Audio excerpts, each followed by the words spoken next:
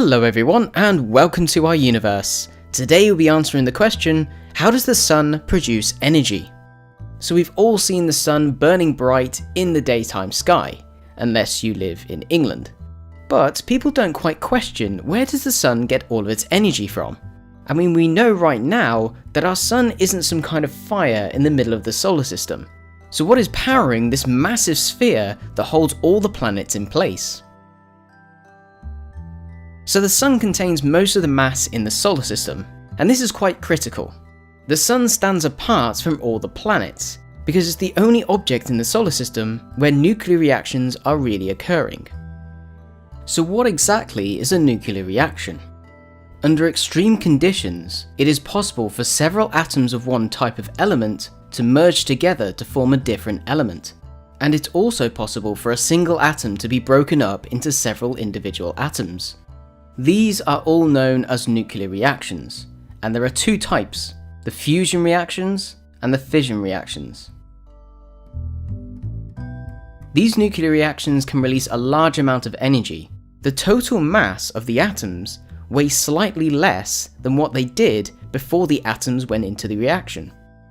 This extra mass is converted into energy, and this is what we see in the equation of E equals mc squared.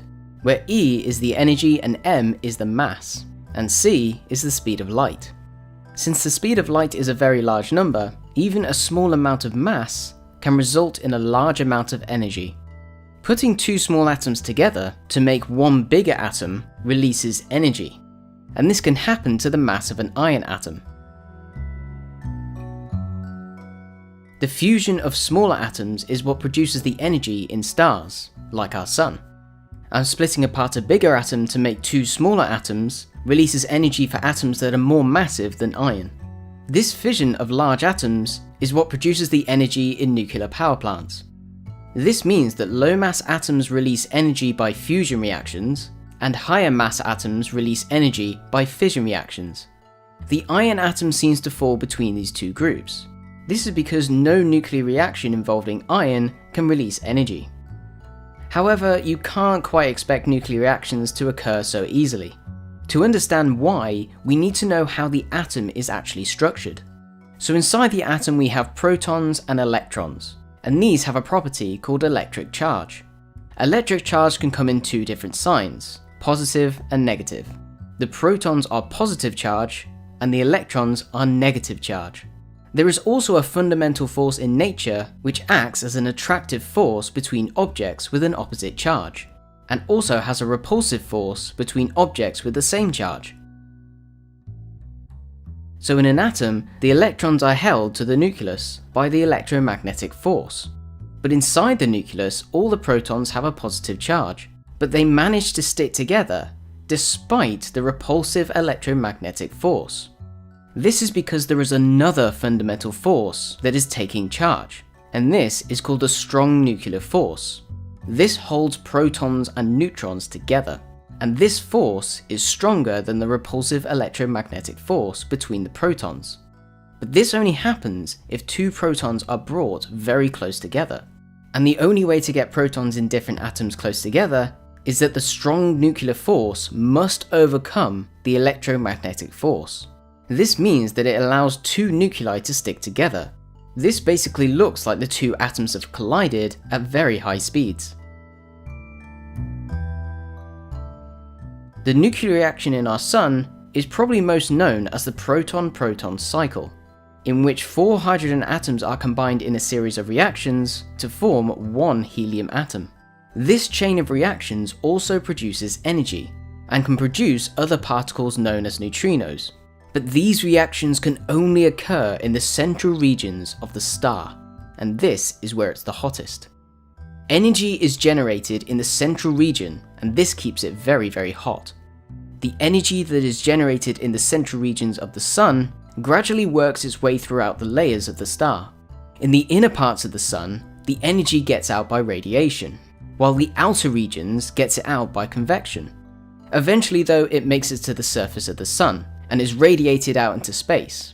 This means that the energy that we receive from the sun was originally created by nuclear reactions in the core of our star. This radiation and convection can also be seen from the surface. For example, things like granulation and sunspots.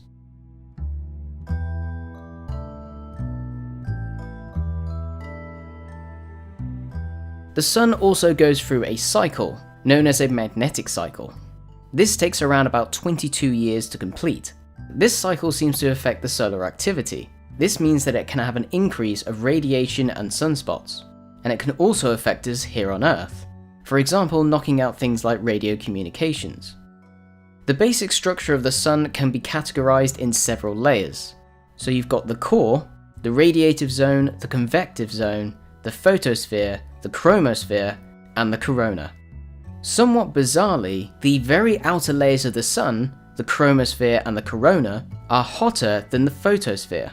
This is probably because of the heat that is generated from the magnetic field of the Sun. So you might be thinking to yourself, why is the inner part of the Sun hotter than the outside? Well, this is due to the atoms in the central region moving a lot faster. This means that it has a kind of pushing out effect, known as internal pressure. But also the Sun is always fighting with its own gravity. This means that the internal pressure is higher than the external pressure, so the Sun is literally being held up against a gravitational collapse.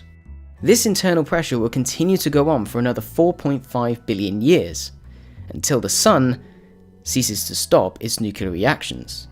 And when this happens, the gravity can take over, and the Sun will lose its nuclear reaction energy. So, I hope that's given you a great insight into how does the Sun produce energy. And of course, if you want to know any more about the Sun, how it produces energy, and nuclear power itself, I'll put some links in the description below. And as always, if you've enjoyed the video, click the like button, and if you want to support the channel, click subscribe and support our Patreon page. Thank you for watching, and thank you for your support.